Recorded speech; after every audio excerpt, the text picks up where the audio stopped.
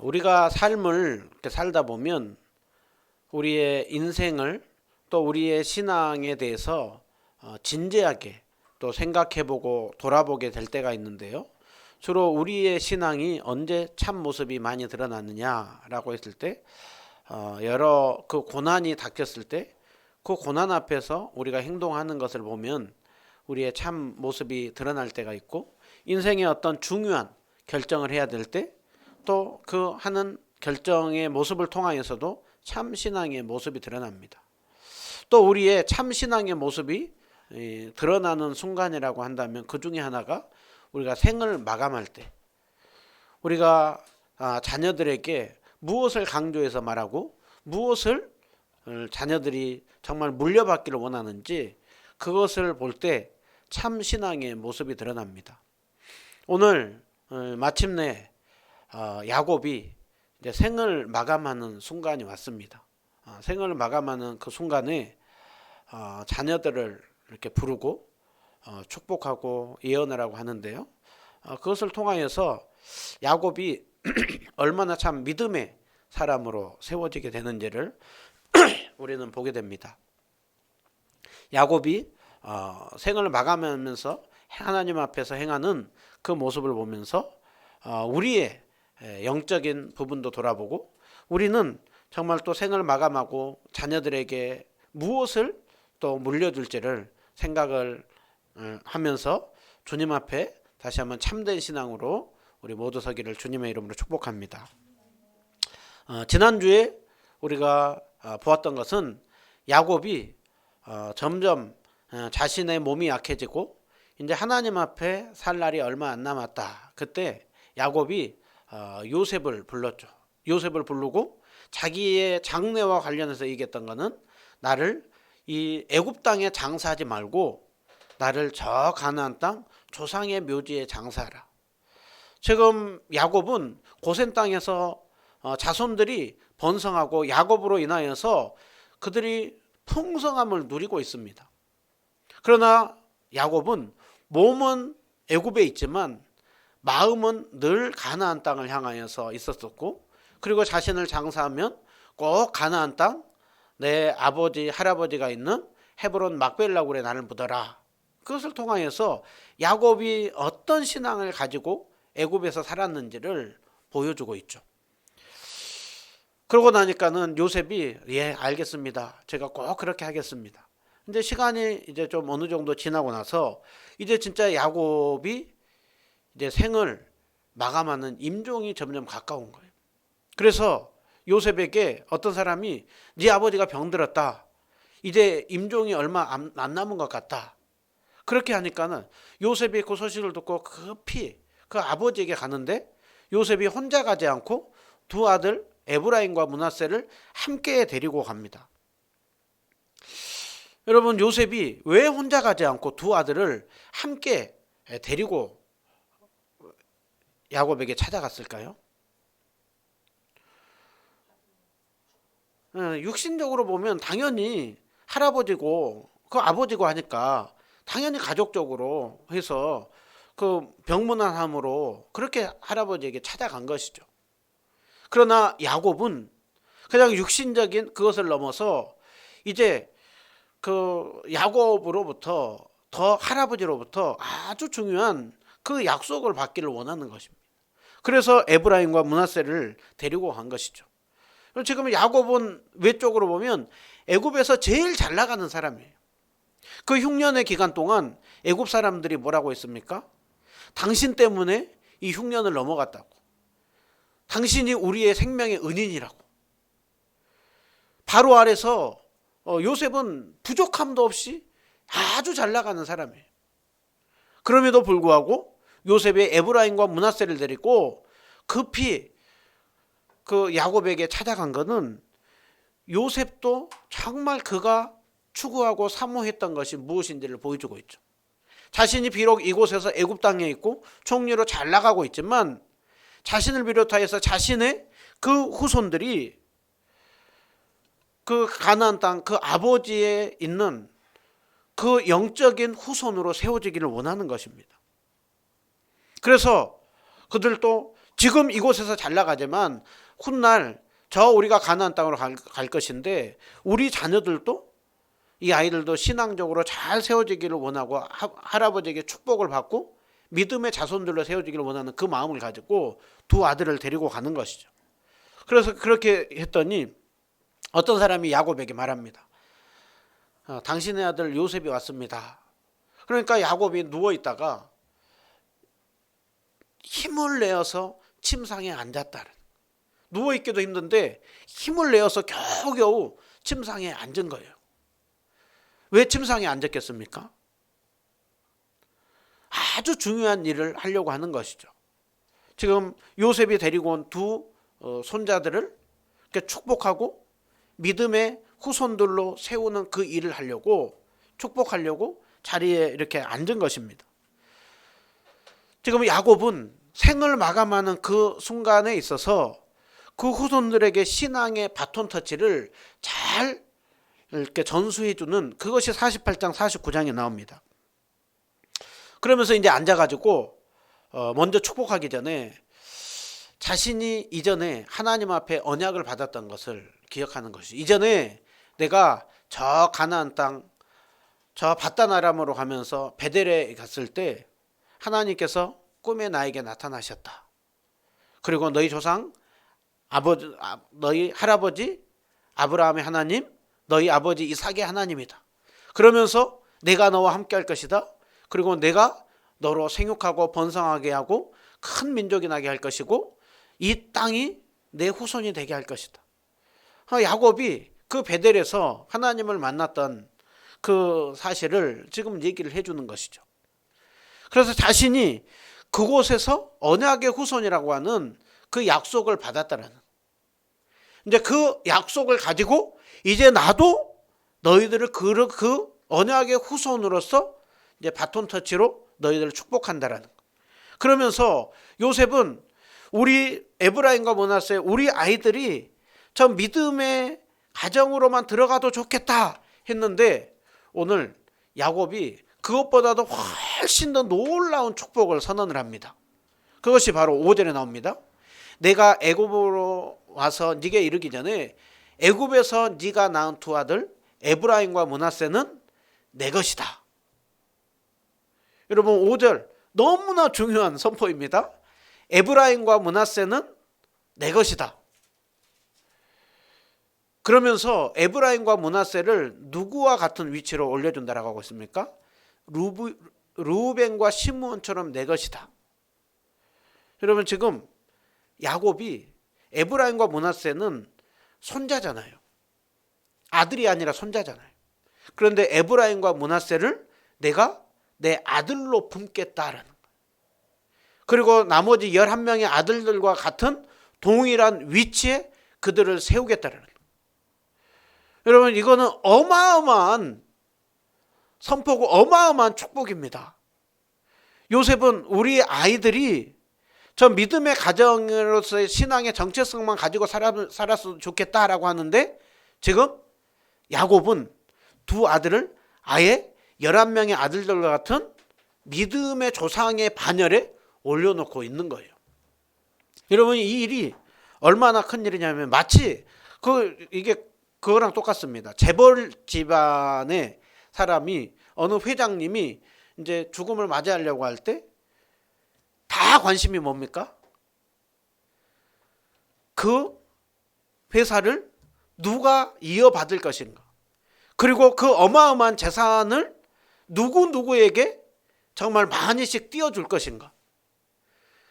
거기에 있어가지고 그냥 자식들만이 아니라 어떤 예를 들면 숨겨진 자식이나 아니면 누군가 굉장히 신임을 받은 사람인데 이 사람도 다른 내 아들들과 똑같은 축복을 해라. 똑같은 재산을 줘라.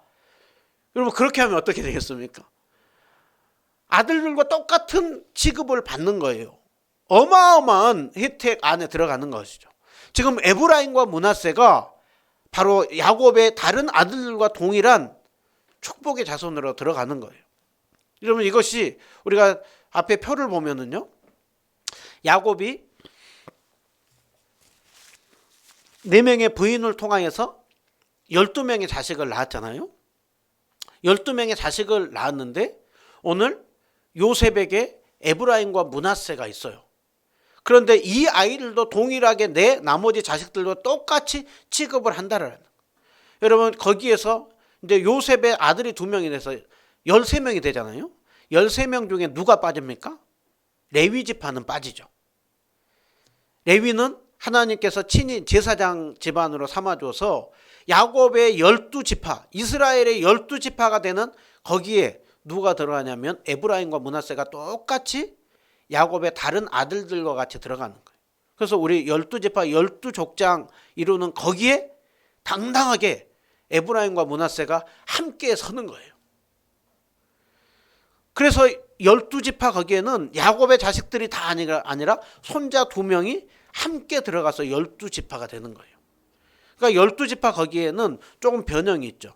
레위는 빠지고 대신 야곱의 2 아들이 들어가서 12지파가 되는 거예요.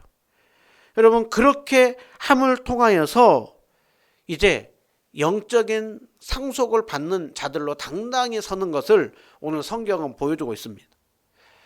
여기에서 우리에게 주는 교훈들이 참 많이 있어요. 첫 번째로 지금 야곱은 이제 이 아들들 2명도 저 가나안 땅에서 큰 민족을 이루는 일에 서게 될 것이다. 여러분 지금 현실은 어떻습니까? 이들은 지금 어디에 있습니까? 지금 애굽에 있어요. 가나안 땅 거기에 막벨라 굴 말고는 제대로 땅 없어요. 자식들 몇 명이 답니까? 지금 70명이에요. 그런데 지금 야곱은 이미 먼 훗날 하나님이 저 약속의 땅을 다 우리에게 줄 것이다.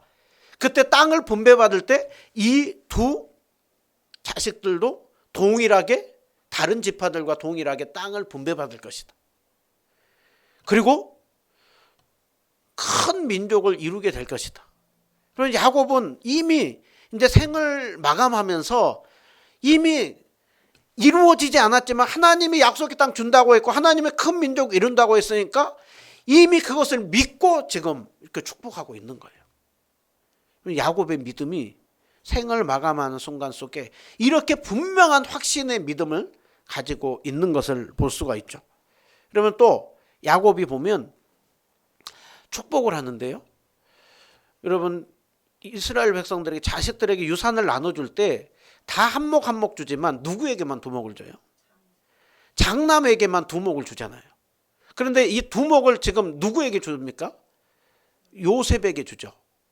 요셉 지파에게 2목을 주잖아요. 에브라임과 므낫세도 한 목 한 목. 그래서 요셉 지파를 장자 지파로 지금 인정해 주는 거예요. 본래는 르우벤이 장남으로 2지파 목 2몫을 받아야 돼요. 그런데 요셉에게 2몫을 줘요. 그러면 왜 그럴까요? 야곱이 특별히 요셉을 이뻐해서 2몫을 주는 것일까요? 아니요. 이미 요셉을 하나님께서 지금 장자로 세워서 애굽에서 장자의 역할을 하고 있어요. 꿈을 통하여서도 하나님 말씀해 줬잖아요. 요셉을 다 높이고 그리고 다 그 앞에 절하고 요셉을 이미 장자로 세워서 사용하고 있어요. 그것에 따라서 지금 요셉에게 2몫을 주는 장자로 세워주고 있는 거예요. 그러니까 야곱이 이미 이런 축복들을 하고 하는 것이 하나님의 인도함을 따라서 축복하는 것을 보여주죠. 그러면 또 요셉도 그렇게 하나님께서 높여줬지만 에브라임과 므낫세가 영적인 후손이 세워지기를 원하는 영적 사모함을 데리고 그 할아버지에게 데리고 가는 거예요. 무엇보다도 여러분 이 에브라임과 므낫세가 12지파에 들어간다고 하는 이거는 우리에게 얼마나 큰 축복인지 몰라요. 야곱이 요셉의 자녀들을 부르는데 뭐라고 부릅니까? 애굽에서 낳은 2 아들이라고 하고 있죠. 여러분 에브라임과 므낫세는 가나안 땅에 태어난 것이 아니라 애굽에서 태어났어요. 자, 아빠는 아브라함 집안이잖아요. 엄마는요? 엄마가 가나안 사람입니까? 아니면 애굽 사람입니까? 애굽 사람이에요. 이미 이 에브라임과 므낫세는 오늘날로 얘기를 하면 혼혈이에요. 혼혈. 그러니까 에브라임과 므낫세가 그런 아이들이 지금 어떻게 되어 있다고요? 당당히 이스라엘의 12지파에 들어가 있다고요. 좀 이스라엘 백성들이 나중에 자기들이 착각하고 늘 자랑했던 게 뭡니까? 하나님께서 우리 민족만 선택했다라고 하고 있죠. 그러면서 저 이방 사람들은 저 저주받을 것들, 그리고 우리는 선택받은 선민들. 여러분 12지파 이미 택함받은 여기서부터 이미 순수 혈통인 사람들을 12지파로 세운 게 아니에요. 에브라임과 므낫세 혈통으로 봤을 때 순수 혈통이 아니라고요. 그런데 하나님이 당당하게 12지파를 세우는 거기에 피가 이방인 피가 섞인 에브라임과 므낫세도 12지파로 세워주죠. 무엇을 성경은 말씀할까요?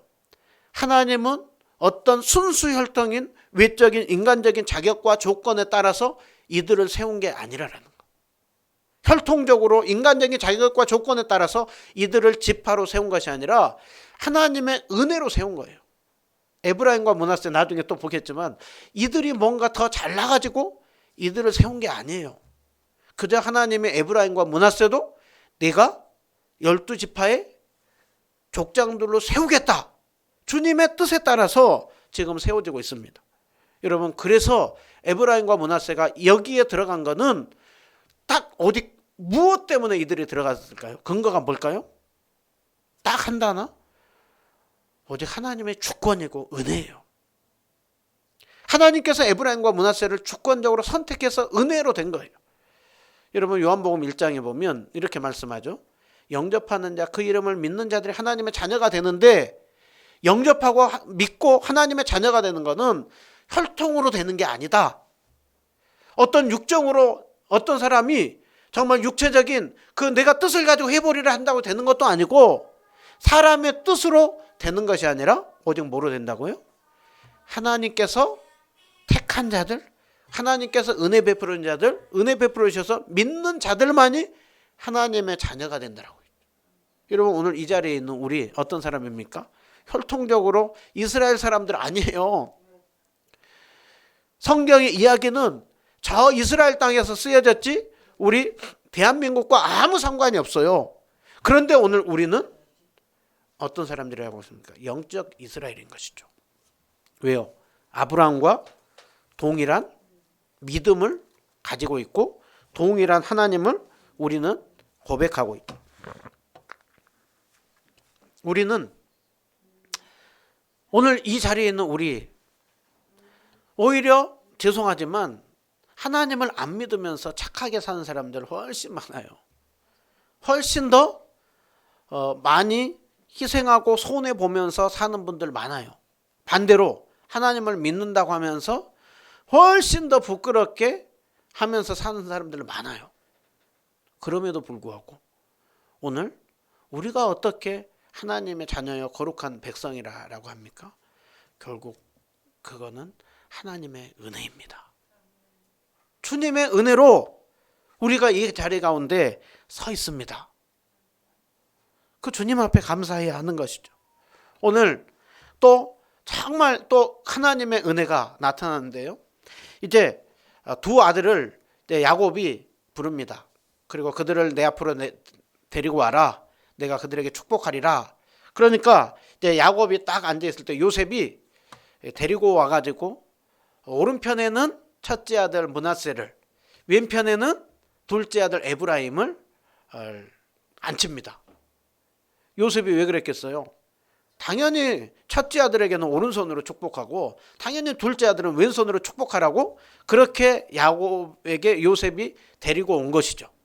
그런데 야곱이 요셉의 의도와 다르게 어떻게 축복을 하냐면 손을 어긋맞춰 가지고 축복을 하는 거예요. 손을 바꿔 가지고. 그래서 이 오른손으로 므낫세가 아닌 둘째 에브라임을 축복하고 왼손으로 첫째인 장남인 므낫세를 왼손으로 어글 바꿔가지고 축복해요.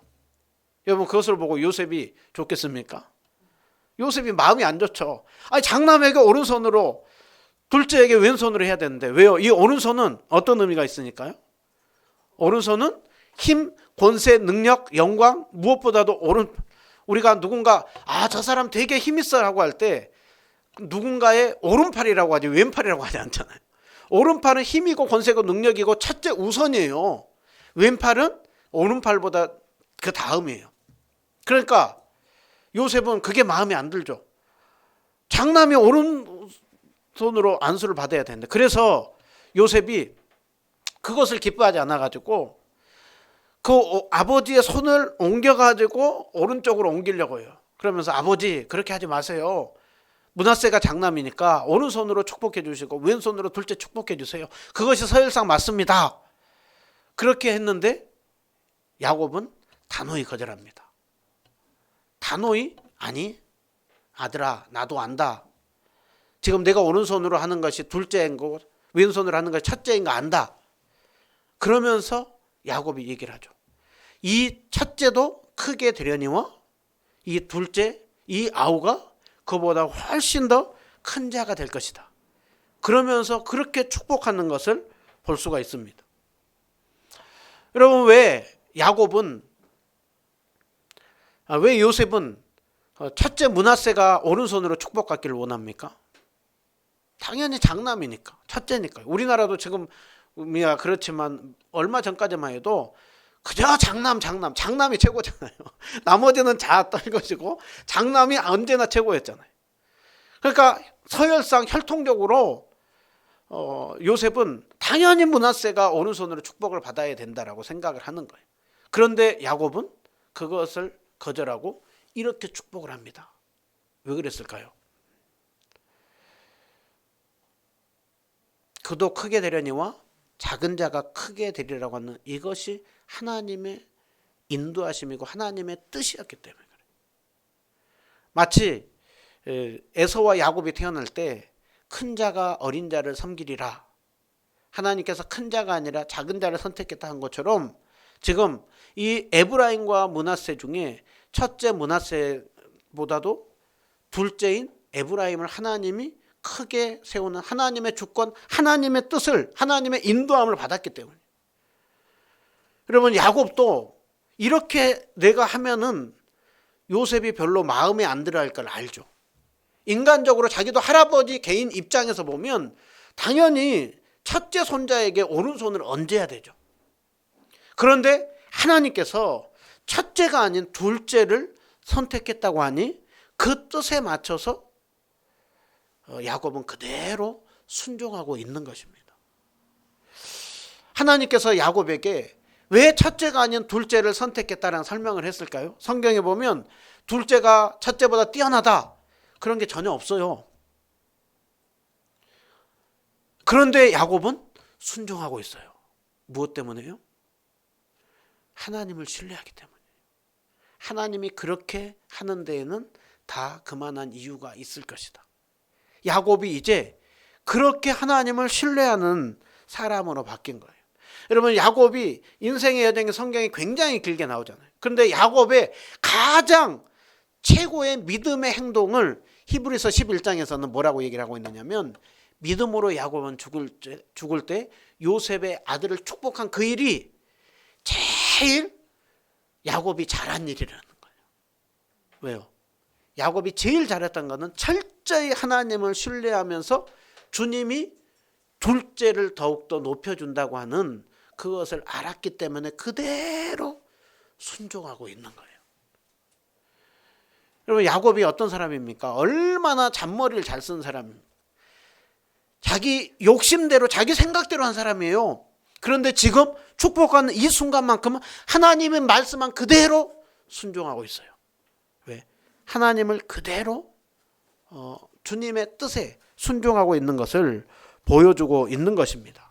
여러분 야곱이 제일 잘한 것이 주님의 뜻에 따라 순종하는 거예요. 그러면서 야곱이 그도 크게 되려니와 작은 자가 더 크게 되리라.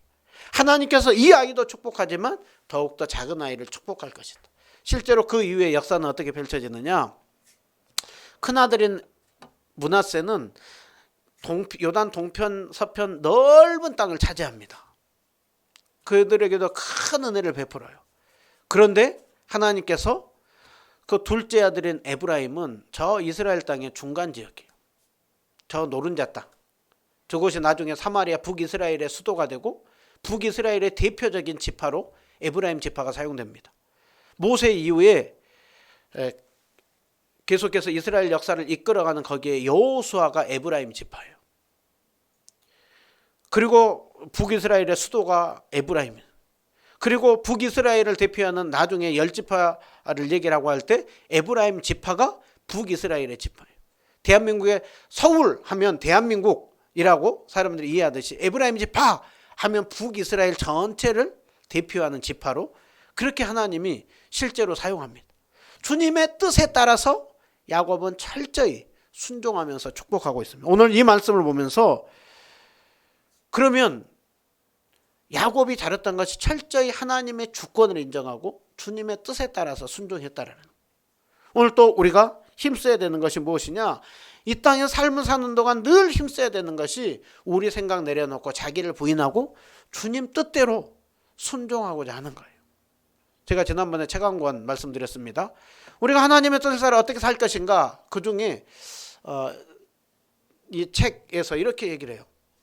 무엇보다도 성경 열심히 보고 그 다음에 믿음에 신실한 사람들에게 정말 어떤 일이 있을 때 조언을 구하고 그리고 그것을 또 하나님 앞에 결정적으로 기도하고 순종하고 나아가는 것, 그것이 하나님의 뜻대로 사는 것이다. 이거 외에 다른 것으로 하나님의 뜻을 구하는 그거는 조금 위험한 것이 많아요. 그런데 제가 봤을 때도 이 정도의 기준을 가지고 산다고 한다면 하나님의 뜻을 따라서 사는 거 아닌가. 제일 첫 번째 성경이에요. 성경 외에 다른 데에서 하나님의 뜻을 구한다? 당신 뜻 이것입니다. 성경을 벗어나서 얘기를 하면 우리는 단호히 거절해야 돼요.